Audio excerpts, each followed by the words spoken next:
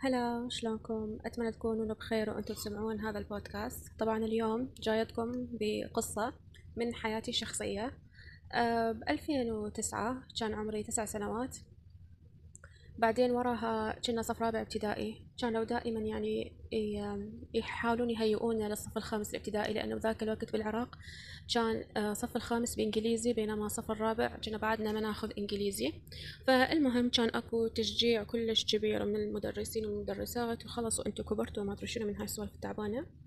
بعدين وراها لما رحنا صف خامس ابتدائي، أنا كنت بالعطلة دا أشتغل على نفسي من ناحية الإنجليزي. ليش؟ لأنه من أنا صغيرة كنت أحب اللغات، يعني أحب فكرة إنه إنسان يحكي أكثر من لهجة وأكثر من لغة، فأني مولعة بهذا الشيء. وأحب لما أسمع لغة جديدة أو لهجة جديدة، بالأخص إذا تعجبني.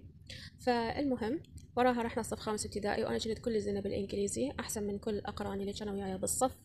بعدين وراها لما صارت 2013 تقريبا، يعني بعد يمكن كنت صف ثاني، أول متوسط أو ثاني متوسط ما أتذكر. فالمهم صار عمري 13 سنة. فبهذيك الأيام تعرفت على اللهجة الجزائرية، وطبعا قناتي أحكي بها أنا باللهجة الجزائرية. فالمهم اللهجة جدا عجبتني، فاكتشفت إنه مو شرط الواحد بس يتعلم لغات، عادي يقدر يتعلم لهجة، بالأخص إذا لهجة صعبة وما مفهومة وما هو عرب أصلا يفهموها.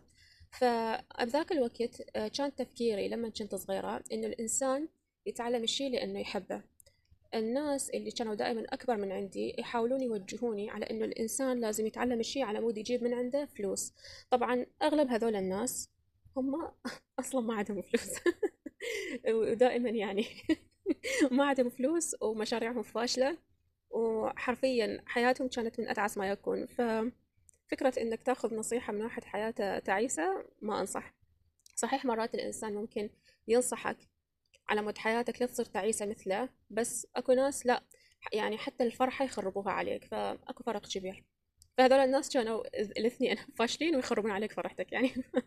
فالمهم فاني بصراحة ما اهتميت، واصلا ما حد كان يدري اني حد اتعلم جزائري، بس بعدين من كبرت صارت هاي المواقف. فلما كنت صغيرة تعلمت جزائري وحدي. بعدين مرة تعرفت على ناس من الجزائر وصرت يعني احكي جزائري بطلاقة، بس كان ناقصني اللغة الفرنسية. لانه بالجزائر يحجون فرنسي، صحيح مو كل الولايات، بس انه الفرنسي اذا تنضاف الي ك... كلغة راح تدعمني هواية، تدعم اللهجة مالتي اللي انا كلش احبها. وطبعا يعني بالنهاية الفرنسي اوكي، يعني لغة ممكن تفيدك لو انت انسان يحب السفر. فالمهم اللي صار انه بعد ما الناس بدأوا يلاحظون انه انا مثلا مهتمة بالجزائر واحب الجزائر، صاروا يشغلون ذكائهم اللي الله لا يعوزنا عليه، يقولوا لي لا اتعلم انجليزي احسن. فكنت وانا اقول لهم انه انا اعرف احكي انجليزي، يقولوا لي لا لا تتعلمين جزائري، يعني بدون سبب بدون سبب. اوكي. فمجرد انه بس يحطموك، يعني بدل ما يقولون حلو تعلمتي شغله هسه تعلمي شغله ثانيه، لا دائما كان ماكو اسلوب. ما ذكر في يوم انسان بحياتي يتكلم وياي باسلوب هذه بودكاست ثاني راح احكي لكم شنو يعني اهميه الاسلوب بالحياه. فالمهم فاني حاليا احكي انجليزي، وكلهجه ما حد يفهمها احكي جزائري. الفكره شنو انه انا هسه وياي لغتين، صحيح اللغه الانجليزيه ما مضبطتها 100%، بس انه نقدر نقول مضبطه 60%. تمام. وهذا رقم جدا جيد، لانه 60% انا حرفيا مضبطته. يعني مو انه مثلا 60% ولما اروح اسافر لهذيك الدول ما اعرف اتواصل او استحي او اخاف، لا. وتعرضت هواي المواقف لازم احكي بها انجليزي، وكنت قاعده احكي انجليزي بطلاقه مثل ما احكي جزائري بطلاقه، لاني انسانه ما عندي رهاب اجتماعي ولا عندي خوف ولا عندي قلق ولا عندي توتر. إنسانة الحمد لله ما عندي أي مشاكل. فالناس كانوا دائما يخلقوا لي مشاكل بحياتي، كانوا دائما يحسسوني إنه أنا مو كفاية، كانوا دائما يحدون مني.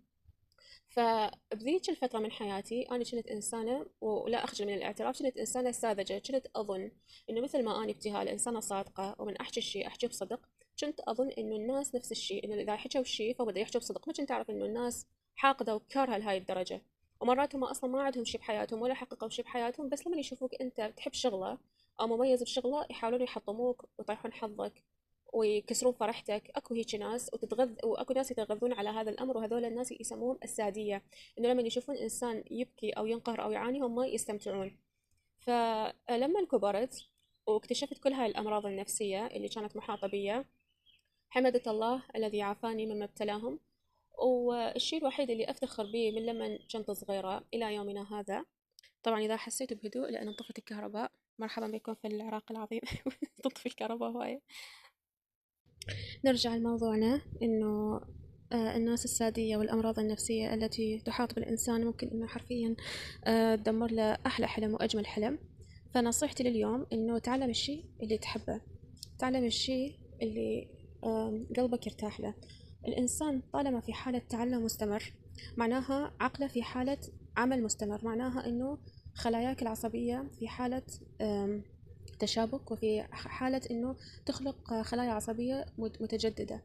ففكرة إنه أنت بس تتعلم شيء على مود فلوس، بس تتعلم شيء على مود تحصل، بس تتعلم شيء على مود إنك تريد المقابل، هذا الشيء راح يخليك دائما أناني، ودائما تجري ورا الفلوس وتصير شلب مال فلوس. وراح يخليك مرات حتى ما توصل لولا شيء، تلقى نفسك قاعد تسعى وتتعب وما حصلت شيء، فتبدي تكره نفسك لأنك حرفيا شنو ضاغط نفسك. الإنسان طالما في حالة تعلم هذا الشيء وحده كفاية.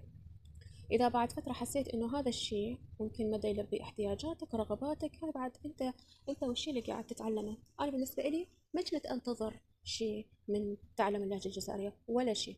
كنت كل اللي دا أسويه إنه الأغاني عجبتني واللهجة صوتها حلو، الناس حكيهم حلو صوتهم حلو، فكنت دا أستمتع. فأني حتى استمتاعي كان بتعلم بفائدة إلي. اليوم أنا كابتها لما أحكي بلهجة جزائرية أكو هاي ناس يقولوا لي كأنه عندك انفصام بالشخصية، كأنه مو أنت نفس الشخص اللي يحكي عراقي. طبعا هذا الشيء يضحك لأنه أنا نفس الشخص، بس هذا الدليل على إنه عقلي دا يعمل بطريقة أخرى، عقلي قاعد يشتغل بطريقة ثانية. هذا الشيء جدا مفيد للعقل، جدا مفيد للصحة النفسية. تخيل أنت عندك هاي مشاكل بحياتك، من تسمع مثلا شيء بلهجة مغايرة عقلك راح يخلي كل المشاكل ويبدي يستمتع بالشيء اللي هو يحبه. فسوي شيء انت تحبه، ممكن انك تحصل عليه فلوس، ممكن انك شيء، بس لا دائما تخلي اهدافك عالية، وانه تروح تقول حلمك الحلو الناس ما يقدرون هذا الحلم وبعدين يحطموك وتلقى نفسك كل شيء بدك تسوي بحياتك. بالعكس، دائما افتخر بالشيء اللي انت تسويه، واذا حسيت الناس اللي دائما دايرك ما دا يدعموك بهذا الشيء، صراحة يعني تجنبهم او ما تقول لهم هذا الحلم على مود لا يحبطوك. وبس. وطبعا راح يكون عندنا هواية بودكاستات ثانية عن إنه شلون إنه مرات الواحد يسوي أشياء يحبها بس يجون الناس يخربون عليه اللحظات الحلوة. أتمنى تكونون استفاديتوا من هذا الفيديو، وقولوا لي هل في اليوم تعلمتوا شغلة هي ما كانت عائدة عليكم بمردود مالي، ولكن خلتكم تستمتعون جدا، وكانت هوايتكم في يوم من الأيام، وخلتكم تطلعون ممكن مرات من مود ما حلو أو مزاج ما حلو، وخلتكم تحسون بشعور حلو.